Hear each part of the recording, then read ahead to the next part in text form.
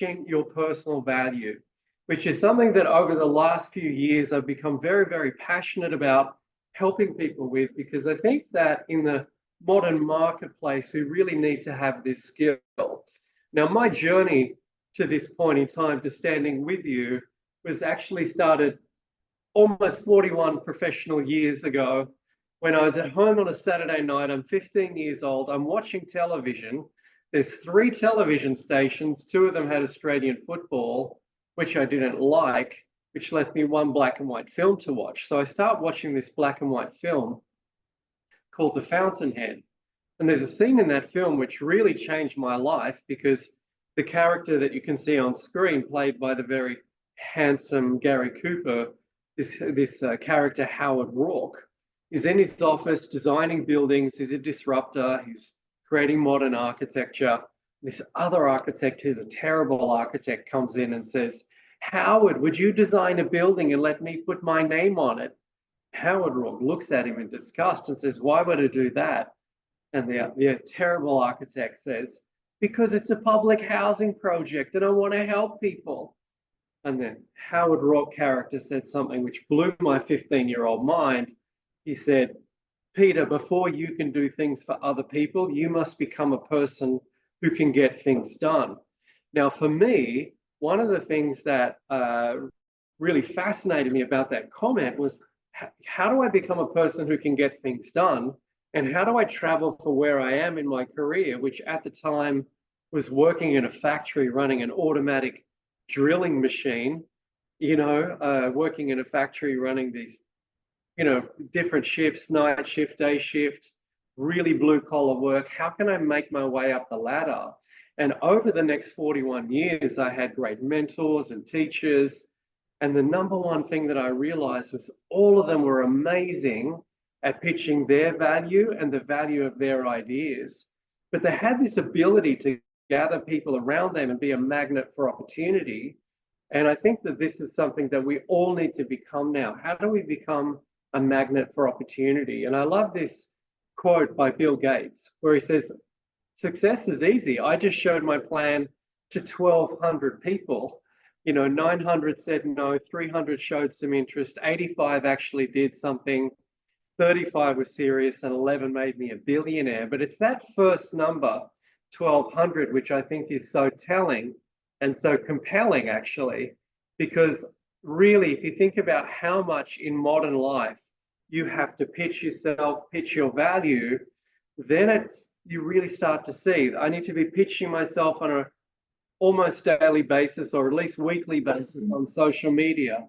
I need to be meeting new colleagues. I'm going to be meeting collaborators. So you're constantly now in the modern working environment sharing that value. So how do you do that powerfully? So my name is Malcolm Larri. I'm the leadership and culture consultant here at Hammer & Hambori, working with all of our clients with their leadership and their culture, helping them communicate their value better, helping their teams operate at the highest level possible. And originally from Sydney, Australia, but I've always been fascinated by the power of language. And my background is I'm an NLP master practitioner. That's neuro-linguistic programming. So for a quarter of a century, I've been studying language as a tool of influence and how we can use it to influence ourselves and influence others, to be motivated to pay attention to certain things. So how can we make the audience out there in the marketplace pay attention to the things that we want them to pay attention to? So I'm just going to keep my eye on the other screen. So, and by the way, feel free to drop questions in the chat anytime you like. I'll do my best to pick them up as I go along, or I can take them at the end, whichever you like. But I'll keep my one eye on the chat and one eye on the camera. So for me, it's really important that we understand that personal brand is really, really powerful now. And if you look at just the social media following of the top business people, of the top brands, you can see that, Tim Cook has twice as many followers on Twitter as Apple does. Bill Gates has, more than double the amount of people following him on Twitter than Microsoft. And Elon Musk has 180 million people following him, but only 23 million following Tesla. So personal brand is now so strong in the marketplace. And we really attribute a lot of value to personal brand now, to know how we should trust businesses, how we should trust brands out in the marketplace.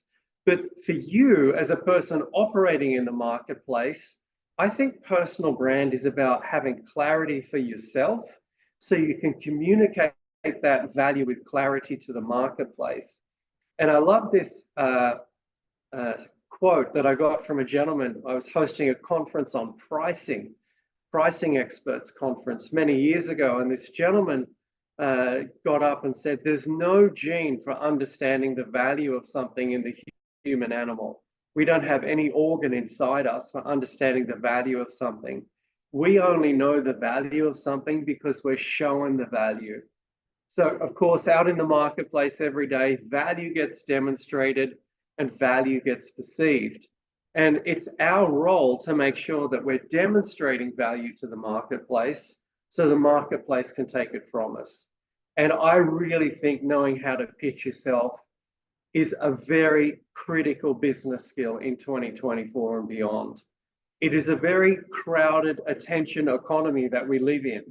And if you get somebody's attention, your ability to deliver your value in a powerful way and a very concise and clear way, that's extremely valuable skill to have. So how do we do that? Let's go through it. We're going to look at your value proposition, or if you like, your superpower. And then we're going to look at your elevator pitch. How do you turn that into a compelling elevator pitch? And then you have what I call your journey story, your background of how you got from where you were to this point in time and why you're valuable now. And then, of course, what I call your reputation story or your reputation stack. So let's jump in. Your superpower.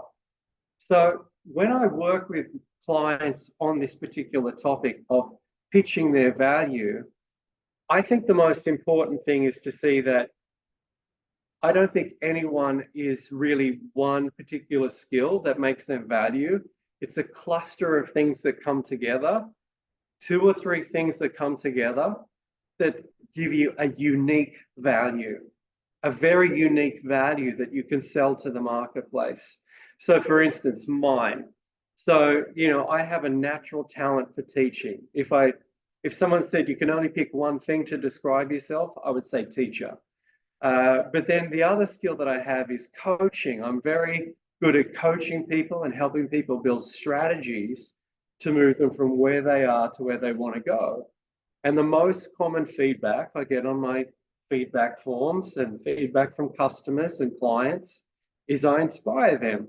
So I have something energetically which can transfer and inspire somebody. But these 3 things together, teaching, coaching, and inspiring, come together to make my superpower. So my question to you is, what is your superpower? And feel free to put it in the chat.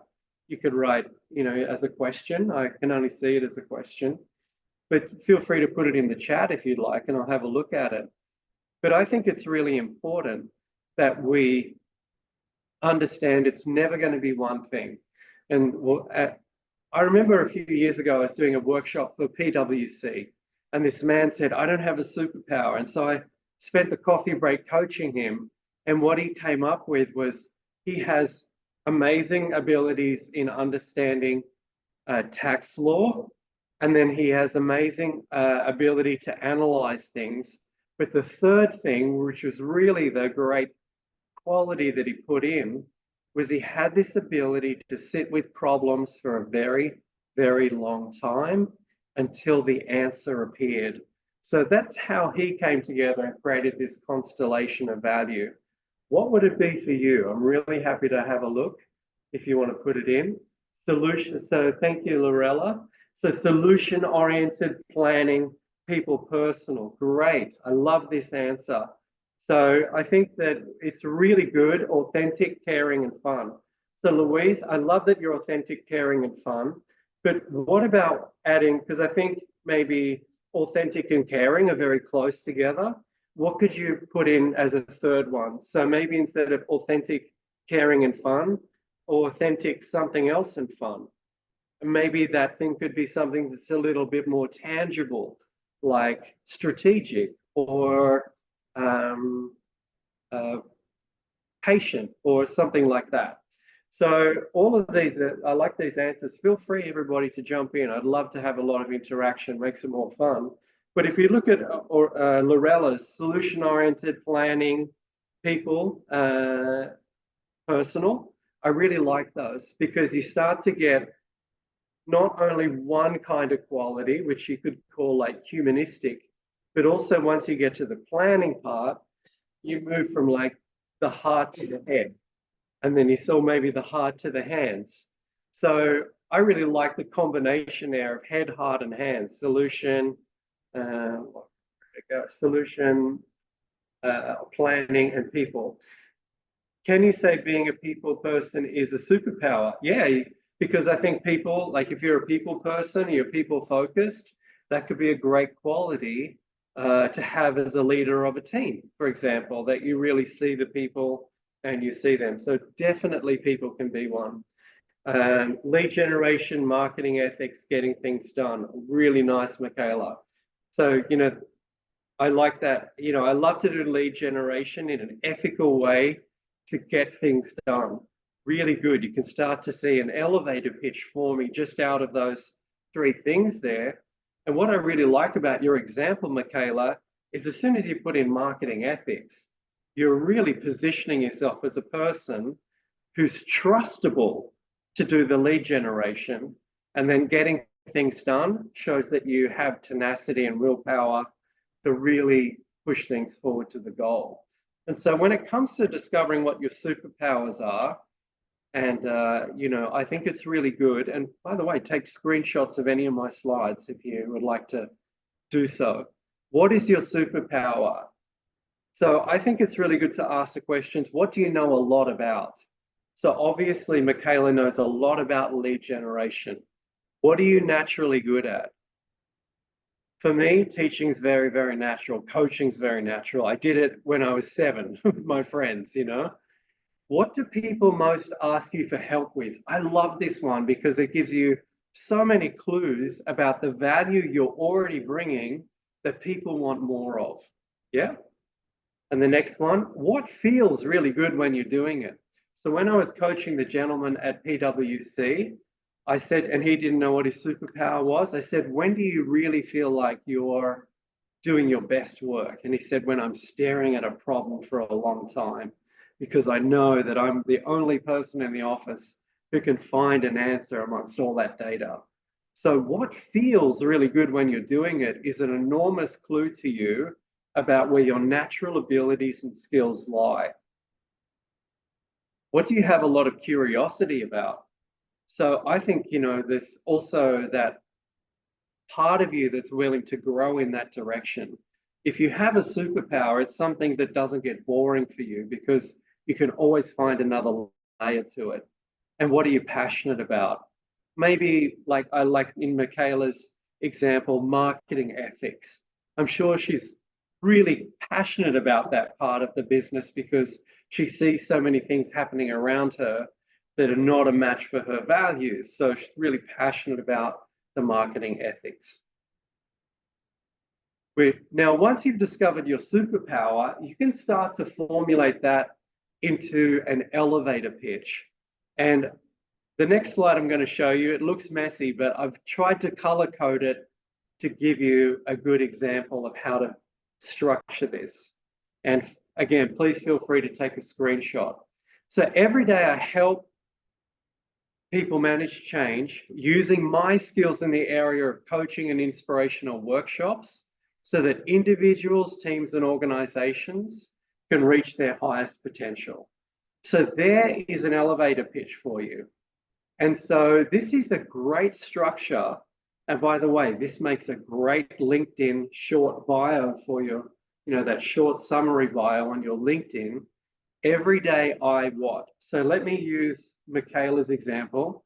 Every day I create effective lead generations no, let's say every day I do ethical marketing using my skills in the area of lead generation so that companies can, the companies I work for can execute their marketing campaigns at speed and scale and can be a trusted brand in the marketplace.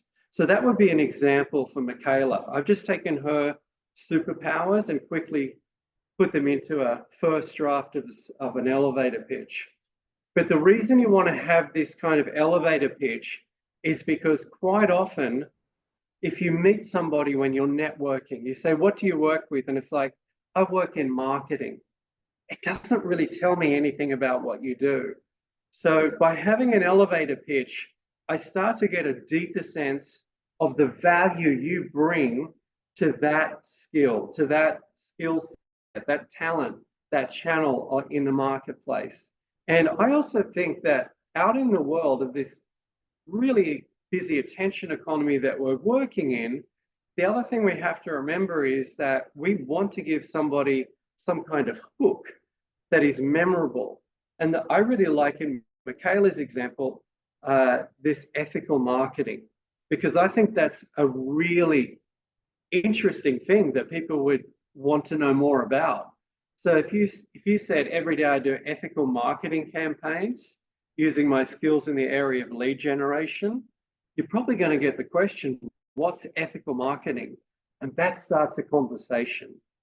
But also, as soon as you say every day I create ethical marketing campaigns, as soon as you do that, you have given yourself a point of difference in the marketplace that sparks curiosity, sparks conversation, tells me a lot more about you than I work in marketing. So this is a great template. Feel free again to screenshot it so you can take it away with you.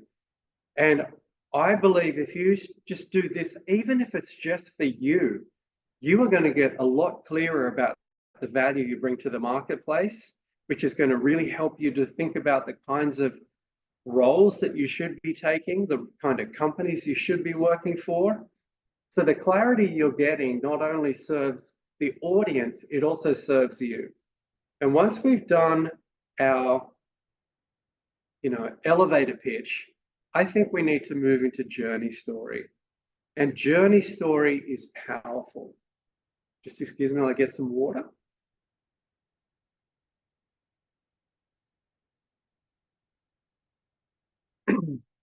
So when we're having a longer conversation about ourselves in a job interview, or we get that question in the job interview which no one wants to answer, tell me about yourself. I think that it's a really powerful tool to have in your toolbox to have a journey story. And what is a journey story? Well, I told you mine at the beginning. I started telling you a short version of mine at the beginning. I'm 15 years old, I'm working in a factory, I see this film, it changes the direction, I got curious. I told you a very short version there. But what we want to do is tell people, how did we get to this point in the journey, and how did that influence the decisions we made to be where we are now? And I'm going to tell you an example of this. So I was teaching at Hyper Island School, and I'm teaching this very workshop, a longer version, 3-hour version, where we really took a deep dive into it. But I asked the audience, tell me your journey story. And there was a gentleman there, Swedish gentleman, and he said, I don't have a story. And I said, trust me, everybody has a story. And he goes, I don't have a story because I'm from a town in Sweden that's so small, we called it the town that God forgot.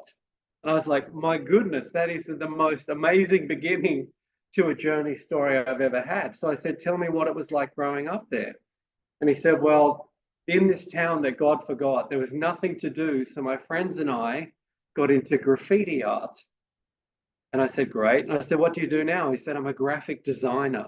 And everybody in the room was just like, wow, what an amazing story. So his journey story was he grew up in the town that God forgot. And because there was nothing to do, he took up graffiti art, and that led him into exploring art and wanting to continue doing art, or in some way professionally, which led him into graphic design, which then led him into digital graphic design, and why he was now founding this digital graphic design agency in Sweden. Boom, mind-blowing. Mind-blowing in 5 minutes. He had one of the best journey stories I've heard. So for me, it's really important that you have a backstory that led you to where you are. So I really like, let's say, keep using Michaela's example. So how did Michaela get to ethical marketing? Why did that become important to Michaela? Michaela, you might even want to jump on the chat and tell us why ethical marketing. Why is ethical important to you? What is it in your background that made it important to you? So I think it's really important to really think about, where did you grow up? What did growing up there teach you or make you want to do or force you to do? And because of that, you decided to do what? Or along the way, I met a person or an opportunity, a challenge, a situation. In my case, on my journey, I met a movie, a fictional character who became my hero in a way that really influenced the decisions I made in my life. And because I met that hero or that person or had that experience, I decided to do something. What was it? Which is why I'm here today doing this. And so you want to be able to close that circle a little bit from the past to the present. And that journey story will really engage an audience. And if you're in a job interview and you really want to have, and by the way, in a job interview, you really want to have some control in the interview by taking space, by sitting back, telling your story in a compelling way. This is a great time when you get asked in an interview, tell me about yourself, to really sit back and say, well, it actually started here for me. And because I started in this point in this journey, I was working in a factory, I saw this film, I realized I could be more, I tried something different, I ended up working in sales, sales led me to event management, etc., etc. You could sort of show the whole journey and how it got here. Michaela said, I don't have a good answer directly, I need to think about it. Well, I'm going to make up a story for you, Michaela. So let's say Michaela really likes ethical marketing, and and maybe she says, I grew up in a town in Sweden where we had a very, very small school. And in that school, we had a great teacher who was really always telling us about fairness and honesty and how important it was. And he really instilled that into us, this teacher, Mr. Anderson. And because Mr. Anderson instilled that into me, I've always had this really strong radar for right and wrong. And when I look out at the marketing landscape I see today, I see things that are effective, but in my opinion, they're unethical. And because they're unethical, they're not sustainable, which is why I really leaned into the whole concept of ethical marketing and wanted to make that something that I could bring to an organization. And so I've come up with this 5-point manifesto for what ethical marketing is, which is why I'm sitting with you here today. So that's a kind of example you could use. Again, I've only had 2 coffees today. I just made it up, but it's just an example for you to take forward. So for me, how do we start to connect all this together? All right, so you find out what your superpower is. You can turn that into an elevator pitch. But then what you can do is your elevator pitch can be an introduction to your journey story. Now, all of this, of course, can be put into a cover letter in a shorter form, or even just as like, a 1 or 2 sentences. Again, I would like you to do this work first for yourself, so you understand your own value with clarity, so that you can then express it with clarity to the marketplace. And then I think we come into the next section. And by the way, if you have any questions about anything I've said, feel free to jump on the chat. I'm here for you. So I'd love to answer any questions you have. And I think the other piece that we really need to be thinking about in the modern economy is reputation. So, of course, reputation, as the dictionary defines it, is the opinion people in general have about someone or something. So the opinion people in general have about someone or something. And for me, our job in the modern economy is to be managing our reputation proactively. So you must consistently manage and build your professional reputation by doing what I call the reputation stack. And that means that you, once you've discovered what your superpower is, what your elevator pitch is, what your journey story is, you start to demonstrate it out to the marketplace. You start to demonstrate all of your value to the marketplace. And you do that by having, being active on social media, being on LinkedIn, building a network, showing them what you're doing, telling them what you're focused on. For instance, Michaela, she could be out there talking about ethical marketing, what she's seeing in the marketplace, trends. She could be writing a blog or doing talks about this. I think this is such an interesting topic. It's also really important when you work in large organizations to be able to have this skill of pitching your value really quickly and clearly, because you often have many co-workers that you meet for small amounts of time, and you want to build reputation and trust with them. And of course, being able to connect with them and get their trust and value is going to make collaborating easier. Of course, your professional network, other people who work in a similar role to you, other marketers, for example, Michaela, where you could be going out and getting a conversation going with them, networking. Very important to build up a network of people so that when you do need to be out in the marketplace looking for opportunity, you're not starting from ground zero. You've already got momentum and you've already got a reputation and an energy around you, you and your personal brand, that's easy for people to share, other people to share. Like, hey, I know this lady, Michaela, she's this amazing ethical marketer. I think she's looking for an opportunity. And then that gets, that's a very easy story to share. Let me connect you to her. You can have a coffee. The other thing is as you go through your working life, be sure to gather testimonials. Be asking for LinkedIn recommendations, for example, from former colleagues, former bosses, happy clients, other people who trust you. If you gave a talk at a conference, ask the conference organizer to give you a small testimonial on LinkedIn, because all of this evidence that you need to gather to have a reputation, because your reputation now can't just come from your actions. It needs to be this long digital trail that we're creating behind us. And I can tell you, as somebody who's a consultant selling their services out to the marketplace, one of the things that I see is that when people hear about me, they immediately go on a digital archaeological expedition to find out about me. They look for a website, they look for me on YouTube, they look for me on Instagram, and by the time they've contacted me, they've already had a lot of evidence about who I am and what I do, because I'm constantly building a reputation stack.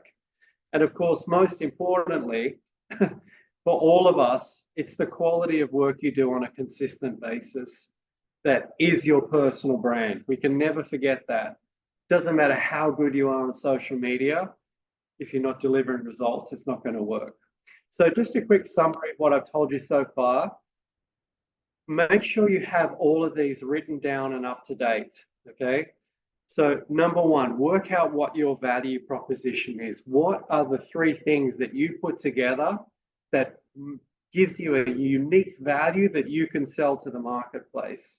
Number two, take that superpower and put it into an elevator pitch, which is also a great LinkedIn summary. And by the way, if your LinkedIn summary is 500 words long, it's not a summary. I keep seeing these enormous long LinkedIn excuse me, LinkedIn summaries. So short and sharp. People should be able to know what your value is really quickly. Then make sure you have a journey story. So when you have a longer time to share your value, share your story, you've got it there in your back pocket. And number 4, build that reputation stack. Be consistently building that reputation stack, because when people hear about you, they're immediately going to go on a digital Sherlock Holmes journey and find out who you are and what you're about. So if you have any questions, I'm really happy to take them. So do you see a difference between personal reputation and personal brand? All right.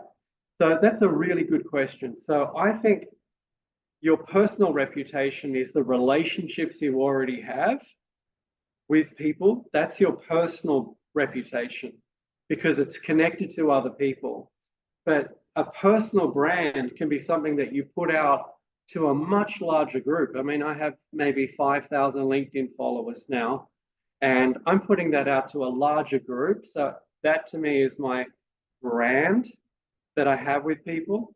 And my personal reputation is more the experience people have had once they've interacted with that personal brand. Thank you, Jonas, for that question. If there's any other questions, jump on now. I'm really happy to answer them. If you'd like to connect with us, if you have any questions after the session, I'm really happy to answer them, and so is Sarah. So please reach out to us. And of course,